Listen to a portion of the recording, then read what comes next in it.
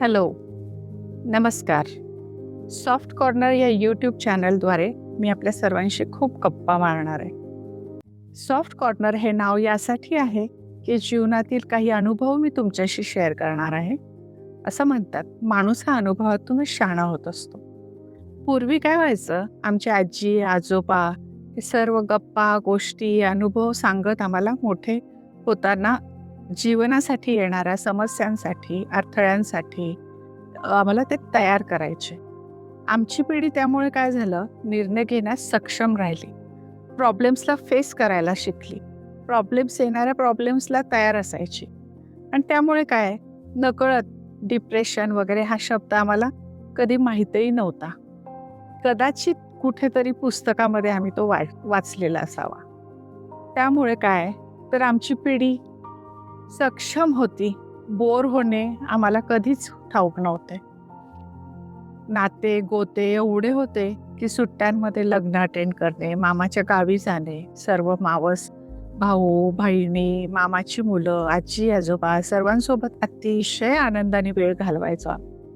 अनेक उपक्रम राबवायचो, भरपूर खेळायचो, गावी इकडे तिकडे नातेवाईकांकडे जायचो, शेतामध्ये जायचो, अनेक खेळांचा आनंद घ्यायचो, गाणे गप्पा गोष्टी.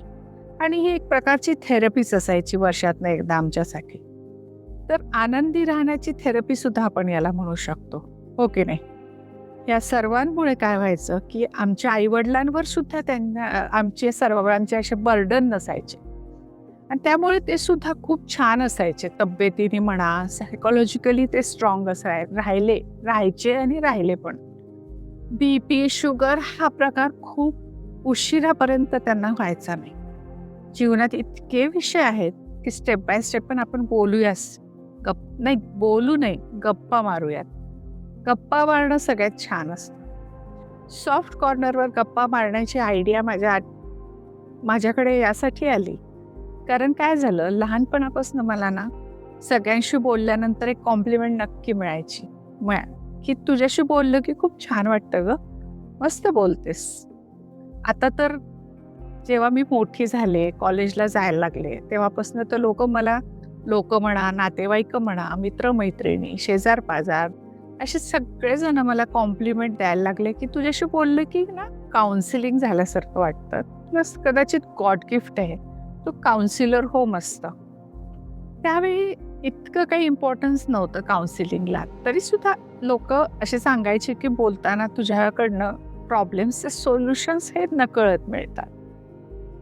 आता मला असं खरंच वाटायला लागलं की मी एका वेळी एकाशीच बोलत असताना वेळ घालवण्यापेक्षा एका वेळी मी अनेक लोकांशी कनेक्ट झाले तर मग यूट्यूबचे चॅनल हे खूप चांगले माध्यम माझ्यासाठी आहे असं मला लक्षात आलं. आणि मग मी मुलांना म्हटलं, चला मी यूट्यूब चॅनल उघडते. आणि त्याचं नाव शोधण्याची मोहीम आमची सुरू झाली. नाव मात्र खूप हार्ट टचिंग असावं असं मला वाटायचं.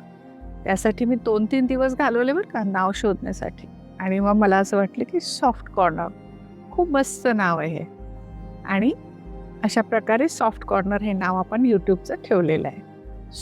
सॉफ्ट कॉर्नर या छोट्याशा जगामध्ये तुमच्या सगळ्यांचं मनापासून स्वागत आहे.